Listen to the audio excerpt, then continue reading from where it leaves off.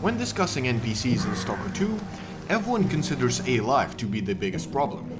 And while that is correct, many other missing features get ignored and forgotten about. So instead, we're going to start with these absenditos and slowly make our way up to the biggest problems of NPCs in Stalker 2. First of all, let's talk about the NPC skins. Remember how in previous games every faction member had their own unique skins, allowing you to determine immediately who's hostile towards you and who's not? No? Well, GSC neither. Now every enemy looks the same. Bandits and Stalkers are often seen wearing similar outfits, making it harder for you to understand who's your enemy. The same problem applies to Freedom and the military. Sure, they're supposed to both use camouflage, but in the sequel they look completely identical. Of course, you can say that this is a problem only at the beginning of the game, and that later on you get used to it. So here's a clip 3 hours before the end of the game. I genuinely have no idea who to shoot. NPCs look so similar, it's insane. And funny enough, the more you play, the more apparent this problem becomes. Because at the end of the game, every character will be wearing the same exact exoskeleton. You can clearly notice this issue when you visit the Rookie Village, where every single NPC has an exosuit. In the Rookie Village. Despite numerous patches that were supposed to fix this issue, the majority of Stalkers wear the same exact exoskeleton, making them look completely identical. It's not normal that in a tactical shooter like Stalker 2, you need to get out of cover and wait for the enemies to start shooting. Because otherwise you'll be killing Stalkers from allied factions, ruining your reputation. Although even this system is flawed. Faction relations are very poorly done in Stalker 2. My favorite and probably only good feature from Clear Sky were the faction wars. And while this system had numerous flaws, it was still an interesting aspect of alife I wanted to see improved upon in Stalker 2. But compared to the sequel, even Clear Sky is good. The first important point was that you had a special tab in your PDA that allowed you to track ongoing conflicts between factions in some areas. And you could push enemies out of these areas, helping another faction get the upper hand and secure the entire perimeter, winning the conflict.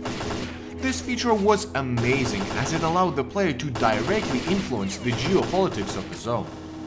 Furthermore, you could join factions such as Freedom and Duty, picking your side in the conflict and determining who gets what territories. And the best part is that all of this content was completely optional. You didn't have to join any faction to complete the main story. Although it was a very useful activity, as your reputation level with a faction affected the items sold by traders from that faction, something that's completely missing from Stalker 2. The game also tried to somewhat replicate the choice of faction, giving you an option between Duty on steroids and Freedom but cooler. But in the end, it doesn't change the population of the Stalkers and what areas are controlled by what faction. In fact, it's completely impossible to exterminate an enemy's base. The moment you start shooting, the doors get locked and you can't do anything. But that's not the worst part. The real problem comes from the fact that faction bases are guarded by invincible enemies. One interesting feature of the Stalker games was that every NPC was killable. No one had infinite health. Everyone was as vulnerable to the zone as you. I still remember this moment when a group of mercs killed a bunch of NPCs in our stock, including the arena guy. He was an important NPC, but despite that he still died. Of course, the mega important traders were invulnerable, but if you wanted to, you could decimate the entirety of our stock, like some sort of base raid. In Stalker 2, you can't even do that, as every faction base is guarded by an immortal enemy. Here's one in the Rookie Village, another at the chemical plant, and there's also this monolithian at the edge of the map. This really surprised me. Stalker was known for having more mortal NPCs than other games, and the fact that all of a sudden we get an immortal soldier whose sole purpose is to guard areas you're not supposed to be at is just astonishing. Another way NPCs lost their individuality is with the simplification of their voice lines. If you remember, in previous games, every member of a faction had their own unique vocabulary tied to their origins and views. These voice lines became entire memes, gaining popularity even outside of the Stalker fandom. I strictly remember how in one of the trailers for Stalker 2 we've heard the bandit say his iconic, and from that very moment, I looked for anything remotely similar to this voice line, but found nothing. Then I said to myself, well, I'm playing in English, made for the Western player base, so after switching to Ukrainian, yeah, there's still nothing. What I'm trying to say is that Stalkers lost their charm because of those missing voice lines. Unique vocabulary and expressions help to differentiate factions from each other, showing that even in terms of language, they're different. Not only was this a simply cool detail, but it also added a lot of story and personality to NPCs. A very notable example of this were the last words of Stalkers. They were different for every faction member. Bandits would curse the killer, surprisingly fitting for them. Dutiers would accept their fate, and freedomers would call for help from their friends. But the most tragic last words belong to Lunars, simply calling for their mothers during their last moments. This is an amazing feature, paired with the fact that enemies actually lie down and moan in pain while trying to call for help creates a very tragic moment. You genuinely feel bad about killing Stalkers, which solidifies this idea of a grey moral often found throughout the zone. I don't think I even have to compare this to the sequel, but fine, let's do it. Not only do enemies spit out regular basic phrases during combat, but they also have barely any reaction to dying. I mean, the subtitles just say dies, which is so funny. But despite being rather amusing, it creates the exact opposite effect that did the original trilogy. You genuinely don't care about their deaths. There's no emotional attachment to the NPCs because you can clearly see that they're empty shells without any personality. Another small feature I've only remembered when editing is that upon killing a Stalker in previous games, they would still hold their gun while dying. Moreover, they would pull the trigger, making them fire in random directions, which was making the deaths of any Stalker even more dramatic and cinematic in a way. In the original trilogy, Stalkers often talk to each other. For example, after a Stalker finished playing on his guitar, others would react to it. Some would find it great, meanwhile other individuals might have a different opinion. This really made Stalkers special. They had different opinions and views regarding the same situation. Yet another feature that was really poorly done in Stalker 2. NPCs barely even talk to each other, and the things they say sound so fake it's better they just stayed silent.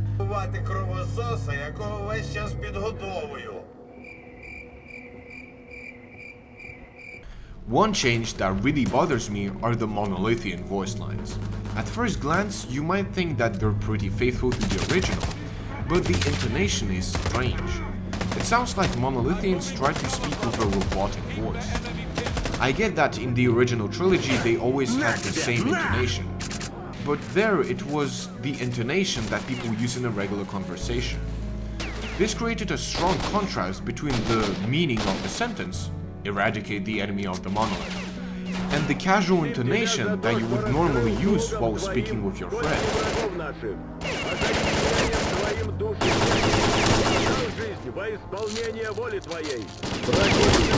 Despite having the same idea, monolithians in Stalker 2 sound like a robot from that one video game.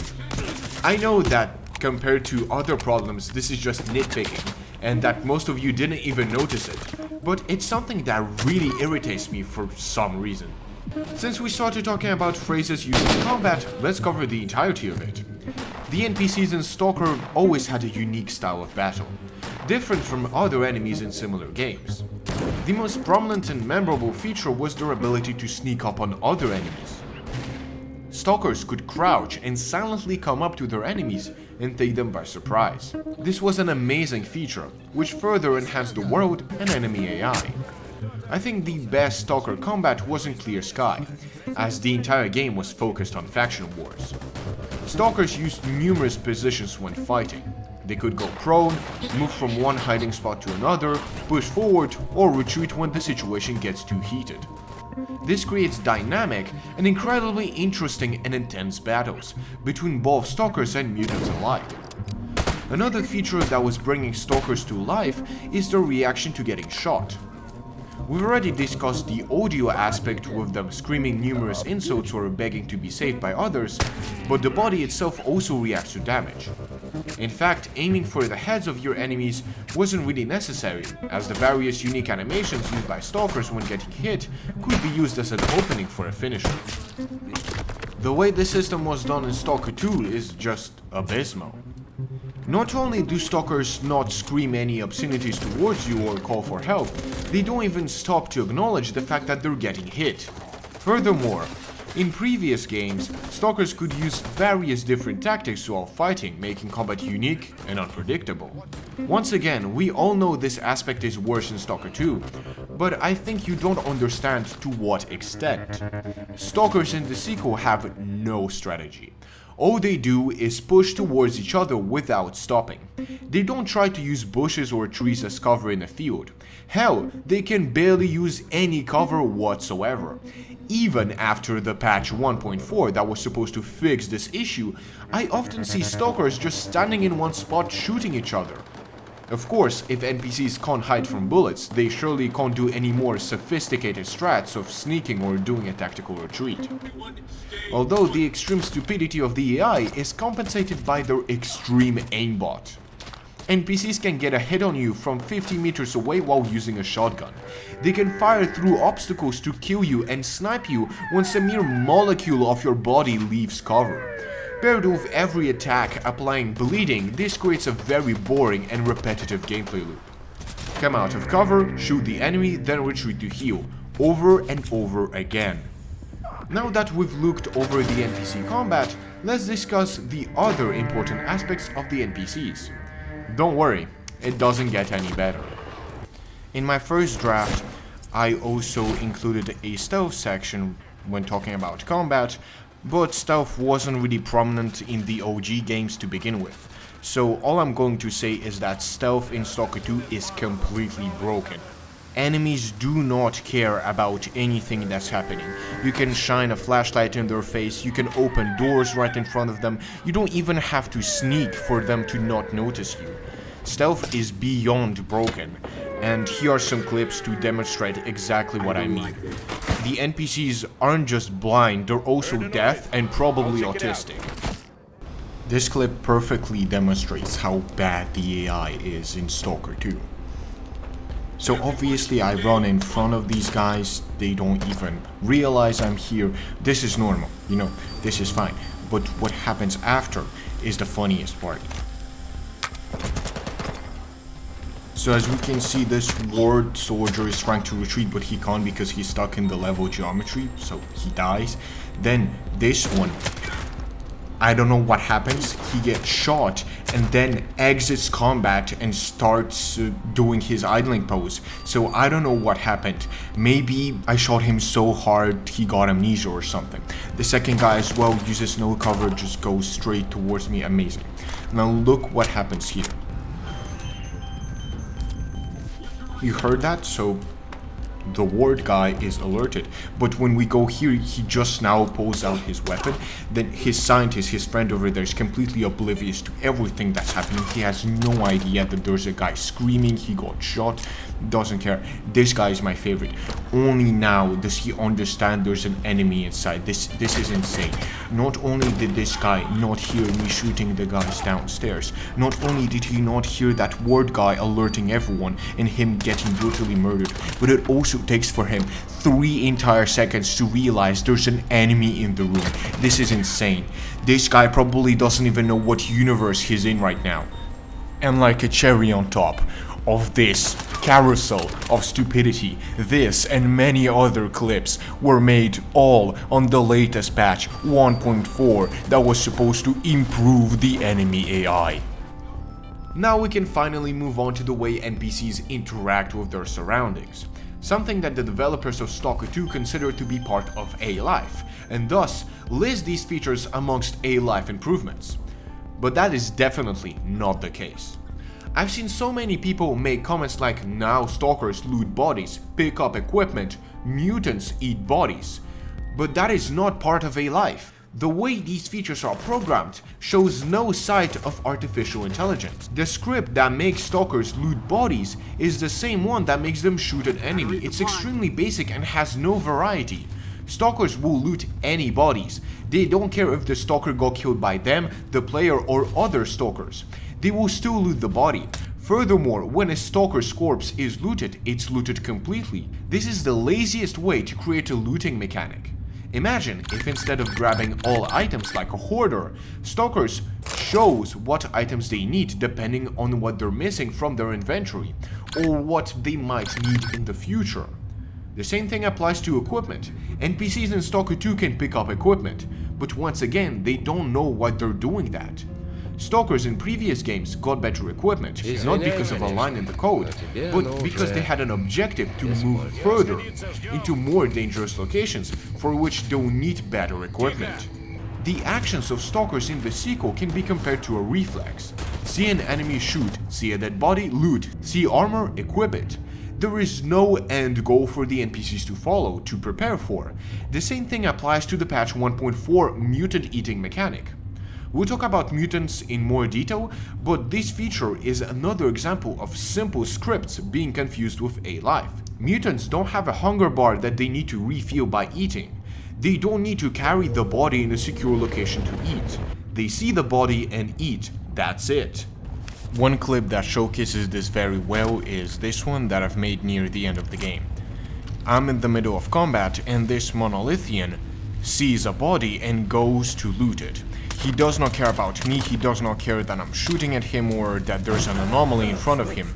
His only goal right now is to loot the body. I don't really include these scripts as part of alife because they're so basic. But now let's actually talk about the incredible No Life 2.0. The extremely popular alife system was always one of the central features of the Stalker series. The unpredictable NPC behavior was creating unique situations, surprising the players even 15 years later.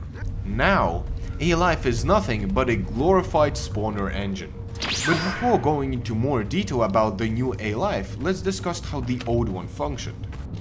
Basically, once a certain NPC spawned in, they were given a quest that they had to complete. But before they could tackle this so-called main quest, Stalkers had to make sure they have enough resources such as ammo, food, and good gear. And if they didn't have enough of a certain resource, then they had to complete some other side quests to fulfill the missing items. The main quest of the NPCs would be labeled something as Discover the Secrets of the Zone, and would be impossible to complete. That way NPCs would be always participating in activities and searching to do something in the zone. Of course, this explanation is extremely simplified, but you get what I mean. Although that's not all, as NPCs were active at all times, no matter where you were on the map. The NPCs could exist in two states, online and offline alife. Whenever a stalker or mutant was within 150 meters of the player, they would enter the online state. In this state, all of the movement of the NPCs was rendered, making them act as regular NPCs from any other game, exploring, fighting, and looting. But whenever an NPC was outside of the 150-meter range or just in a different location, they wouldn't despawn like in other games. Instead, they would continue living. Of course, for performance reasons, in offline mode the NPC behavior would be heavily simplified. Instead of rendering their every step, Stalkers would jump from one tile to another. If an enemy was encountered, instead of rendering the full combat between the two, the game would just use RNG to determine who wins. This is one of the key aspects of alife that allowed the game to feel unique and alive. Most often, the players would find themselves discovering the consequences of a battle, finding bodies of various mutants and stalkers, knowing whoever won the battle is still out there on his journey. I don't want to go into too much detail regarding the various activities stalkers could perform, as there's simply too many of them. And since we've all played the original trilogy, we all know what the NPCs are capable of. the so-called alife 2.0 in Stalker 2 is the biggest downgrade in video game history. An intricate and extremely detailed system was replaced with a spawner engine. The way this system functions in Stalker 2 is that in a radius of around 100 meters around the player, a group of stalkers or mutants is spawned in. Then they start moving towards each other until they meet the player and try to kill him, or another hostile group and try to kill them. But the funniest thing happens once the NPCs are done with this little activity. They wander around aimlessly and despawn. That's right, the new and improved alife is a random event generator that spawns and then despawns random NPCs to create the illusion of a world bustling with activity. In previous games, you often saw the consequences of a battle. In Stalker 2, you will never see the result of a confrontation between stalkers, because they just never happen. Stalkers were constantly interacting with the world and each other. Shadow of Chernobyl had an entire leaderboard with all the NPCs based on their rank and how many NPCs they have killed. By far my favorite feature from all of the Stalker games. You could see NPCs become stronger and upgrade in real time. Although this effect was even better when you saw it in person. Let's use Call of Pripyat for instance. You could meet a Stalker in Zaton, and then after numerous hours of gameplay, there was a chance that you might meet the same exact Stalker in Pripyat with completely new equipment. This created an amazing feeling. NPCs also could go on their own adventures, survive and upgrade their equipment. Every single time you saw a Stalker leave the base after playing a tune on his guitar, you knew he might not come back, he might get killed in the process, or become even stronger and move to a further location. I can't stress this enough. You could spy on stalkers with no clip for hours and it wouldn't get boring. In Stalker 2, NPCs never leave their bases. They are static NPCs who stay at the same exact spot. Sure, the OG games also had static NPCs, but these were few and far between, to avoid the game from getting softlocked. The NPCs in Stalker 2 are just empty shells that act as basic enemies. Alife is completely absent. I still can't believe people say that these are improvements regarding the alife system of the game. My biggest disappointment with alife in Stalker is that it was advertised as an improvement to the original, like a better and greater version of the AI. But in reality, it became a soulless and basic system devoid of any individuality. It's literally a spawner engine. Now, once again, when I thought about making this video, I wanted to underline some small problems in alife and compare it to other projects. But it's even worse than before. Than it was in the very first game back in 2007. I'm not even mentioning Oblivion Lost Remake, which I still, to this day, consider to have the best alife system out of any Stalker game or mod. Stalker 2 has a long way to go in terms of alife, and I seriously think it will never achieve the same level as it was in the original trilogy. This is mainly due to the usage of Unreal Engine 5 instead of the X-Ray engine. Although human NPCs are not the only inhabitants of the zone who are affected by alife, as we also have the various mutants of the zone. Watch this video to find out more.